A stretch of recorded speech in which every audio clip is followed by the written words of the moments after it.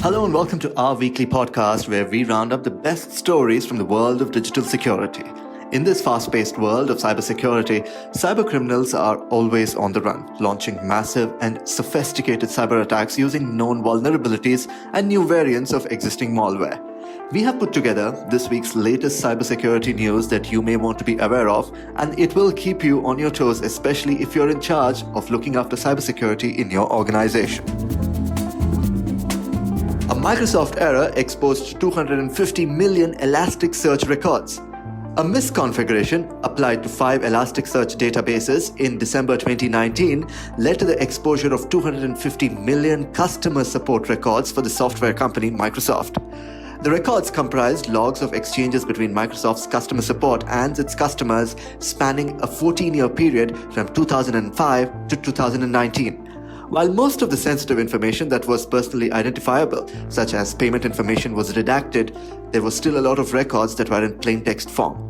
Now, this included IP addresses, locations, and internal notes that were marked confidential, customer email addresses, descriptions of customer service support claims and cases, Microsoft support agent emails, case numbers, resolutions, and even remarks.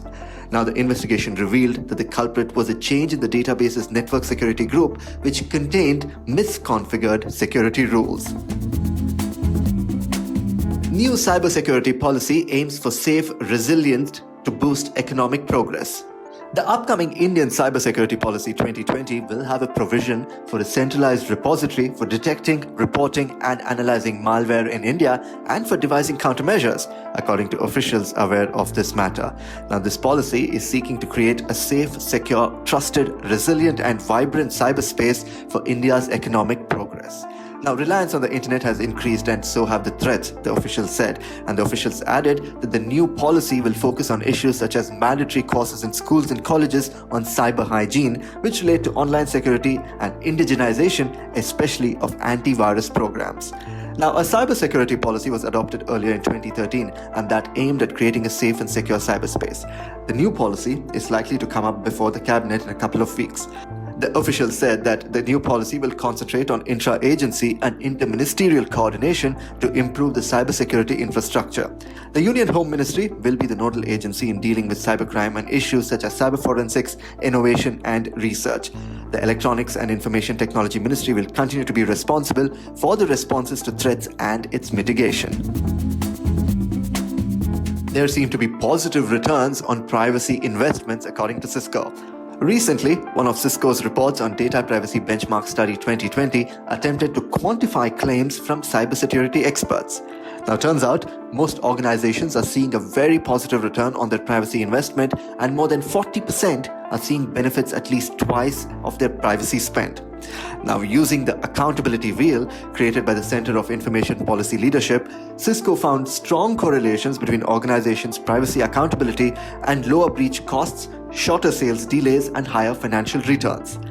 The percentage of organizations saying that they receive significant business benefits from privacy, which is from operational efficiency, agility, and innovation, has grown to over 70%. And a vast majority, which is about 82% of organizations, are viewing privacy certifications as such as ISO 27701 and Privacy Shield as a buying factor when selecting a product or vendor in their supply chain. What are the most common threats facing ISPs and their customers? Well, the World Economic Forum's latest study says phishing and social engineering attacks are now experienced by 85% of organizations. Now, social engineering fraud is the use of communication technology, usually email, to manipulate user behavior and obtain confidential information, often for financial gain. Now, the study says, according to the 2019 Verizon Data Breach Report, 33% of data breaches in 2018 included social attacks and 32% involved phishing. The FBI estimated a loss of over $1 billion as a result of business email compromise fraud by US businesses and individuals in 2018. These statistics clearly show that what steps need to be taken in order to remediate the risk. Clearly, social engineering fraud is the most prevalent and sometimes the easiest to trick people. That's because we take so many decisions in a day that we somewhat don't have time and energy and patience to fully examine each decision before acting on it. So it's not always easy to prevent them. However, the best way to spot them and learn about phishing emails is to study the examples that have been seen around the world. This is your weekly cybersecurity update. We'll catch you here next week at the same place at the same time. Thank you for listening.